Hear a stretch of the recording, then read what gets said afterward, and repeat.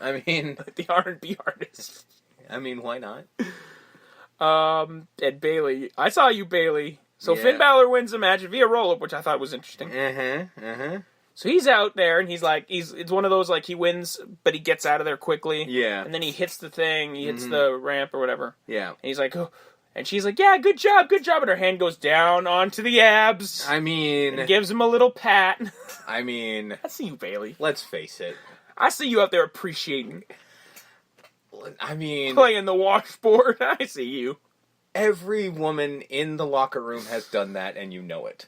Like, they just walk up and just go, one time. I just need to. One time. Him and Tony Nese are just like, they're fighting it off. Like, it's just face it. We live in that world. That's going to happen. Hey, you know what?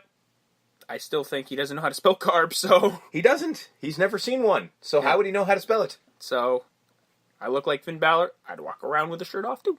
Yes, and any woman could play with my abs all they want. So now we alluded to the Bellas of it all. Yeah. So the Bellas and Natalia took on the Riot Squad. Mm-hmm. The Riot Squad won. Yeah, good for them. They won shorthanded because... Midway through the match. Yeah. Brie Bella in the midst of her yes kicks. Yeah. Hey, Brie. Look where you're kicking. Just saying. So this was a twofold problem. Yes. And as much shit as we're going to give Brie, got to give Liv a little bit of shit too. Liv had because when you're getting these yes kicks, you're supposed to arms up. Arms up. Arms up, and don't sell so much because you must know how this goes. Yeah. Right? It's 1, 2, 3, 4, 5, 6. Because at the same time, you're supposed to be getting kicked in the chest. Mm-hmm. You're 5 foot nothing. Mm-hmm. So where most people's chests are, your head is there. Mm-hmm. So this is where that's Brie's issue. Yes. So Brie Bella kicks her in the head. Yeah. Unprotected. Mm-hmm. Lights go out. Yeah. Immediately. She's still up and she's wibbling and she's wobbling, but she's not falling down. Yeah. And she's unprotected and Brie Bella's not paying attention. Yeah. And then she gives her one more fresh boom. Just and she crumpled. Out. Yeah, just out cold. And Brie goes down for the 1-2 and kicks her out for her because at this point there's no one home. Slides her to the corner as best she possibly can, and you can audibly hear her going, she needs help. So, and then the ref was there for a minute, and we just sort of go on with our day. To her credit, she did help for the multi-woman suplex, but after that... Which she probably doesn't remember. No, after that she was out, so... We come back from break, she's not at ringside anymore. Yeah, so I'm guessing the Riot Squad's going to be a duo for about a month. Until my guess is concussion. Probably. I don't even know if Liv's going to be ready to go for Super Showdown. Probably not. So this is where we're at. Yeah. She botches dives. Mm-hmm. She botched a kick. We need to realize, WWE needs to realize, that the Bellas come from a time where wrestling wasn't priority. Mm-hmm. So they're not very good at it. No. And they didn't learn either. No, they never bothered. Because why? You were too busy being total Bellas and then total Divas and then total whatever. Yeah. They, at this point in time, they don't need to be wrestlers. Can we stop making them wrestlers? Is that a thing we can do? Like, they could be on the show. Yeah. They could be on the show. They bring in ratings, so I'm not saying get rid of them, but have them do other things. There's a lot of other things they can do. Both of them could be managers. I mean... I don't think anyone would complain if she became Daniel Bryan's manager. No. Brie, And Nikki, anyone who needs a mouthpiece, Nikki can be there and could easily elevate anyone. Yep. This isn't us saying, like, they're women and they don't have the talent. Not and they women. hurt people. Women can wrestle. The Bella Twins cannot. This is specifically them, not women in general. Yeah. We like women's wrestling here. But the Bellas aren't wrestlers. They're not wrestlers. And they've never been wrestlers, and they're never going to be wrestlers. No. And they're going to either hurt themselves or hurt others. Hurt others, and this is not good. So let's stop doing this. Like, I get it, accidents happen, but like, Brie Bella has hurt herself and others in like the 2 out of 3 matches she's had back so far. Yeah. So, and I'm pretty sure the Riot Squad's getting sick of it because they were involved in both those instances. Yeah, I'm pretty sure. I'm sure it was all forgiving, and like Liv doesn't hold any grudges. No, of course not. No one's going to hold a grudge. They're wrestlers. They get it. That's just not like, how that works. Accidents happen. I get it. But, you know, somebody somewhere has to be like, hey, let's stop putting them in the ring. Yeah. There's no need for them to wrestle, too. That's the thing. No one's paying to see the Bellas wrestle.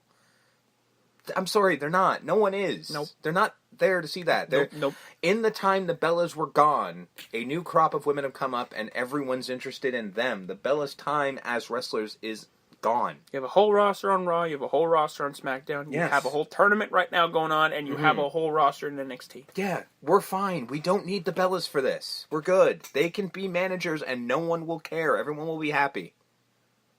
I don't know. Either way. If you want them to wrestle each other. Yep. They will not hurt each other. But other than that, I got nothing. I have no interest here. It's just too dangerous now. Connor's Cure. Yeah. I guess now that September's on its way out. Mm-hmm. And I guess they got to make way for Susan G. Coleman for next month. They gave, $200,000? They made $200,000 this month for the charity. Mm-hmm. They gave a couple kids, Carter and Liz were their names, some title belts because they helped raise some money with the with Hyundai or whatever. Cool. So, money for charities. Always a good thing. And if anyone, we've said this every time, but since this is the last time they'll be talking about this one, if anyone wants to shit on a company for giving to charity, even if it isn't completely altruistic, you're an asshole. Yeah. Like, I get it. It's Stephanie McMahon and Triple H. Boo them. But, But they're giving money to kids with cancer. That was Stephanie McMahon, the person, and Paul Levesque talking. Not the characters. And yes, WWE is a big company, and, you know, they're not going to do anything just to do it. Yeah. They're going to do stuff for publicity. Like heels and faces were on the stage at the same time. Like Braun Strowman hates Roman Reigns. They were side by side because this is not WWE the TV show. This is WWE the company doing good for a charity, and it's their charity. So and here's what they do: they have this multi-million show watched by like millions of people. Put a charity on it so that people can be aware of the charity. I don't see a bad thing here. No. I really don't. Just saying. Yeah. Dean and Dolph in the back. Mm-hmm. Dolph trying to talk some sense like, hey man, hey. At the end of your match, we'll be down there. You just give us a signal. Yeah. We'll go in and we'll beat them up. We'll take care of them. You don't have to do anything. Even have to beat them up. We gotcha. And then I think later on, Seth tried to do it. Yeah, it was post the match. Drew was having his water, and they did have Pepsi. It was in the fucking little container where he got his water out of. I noticed that. It's like at least I was literally I freeze framed it because I wanted to see if there was a Coke in there. Just wanted to see. Like they're in the Pepsi arena. Wanted to see if somebody could scrounge up a Coke. Just wanted to know. Anyway, so Seth basically goes up to Drew and just sort of basically apes everything they said. Yeah, like hey man, hey. If anyone's being used right now, it's you. It's like, Braun Strowman doesn't care about you, and I'm like, true fact. Mm-hmm. Braun does not give a shit about either one of you. And Dolph's been fucking riding your coattails since day one you've been back, So, just saying. Haha. And then, to their credit, Dolph's like, apparently, even though he's 3 inches away, he's like, Dolph came up like, hey, what's 3 inches away, looks at him and goes, what was that about? You heard it. You were right fucking there. What? Are you deaf, man? And then he was just like, don't worry about it. And walks away. He's like, all right, well, that'll come into play in the future, I guess. Maybe.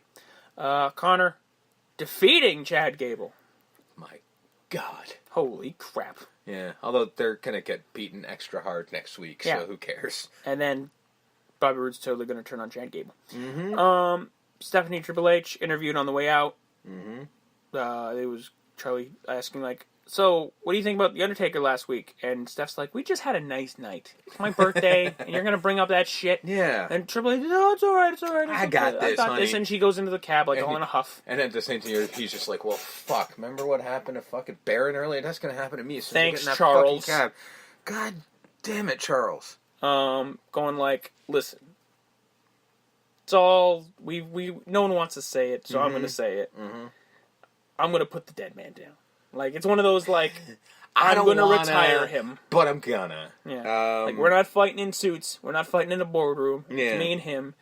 And I'm putting him down for good. So, is it in Abu Dhabi where this is going to be a tag match? That's what I'm hearing. Yeah. The rumors are that Mr. WrestleMania is coming back. Mm-hmm. And they're doing Triple H, Shawn Michaels versus the Brothers of Destruction. DX versus the Brothers of Destruction. And the Big Red Mare in fucking Abu Dhabi of all places. Yeah.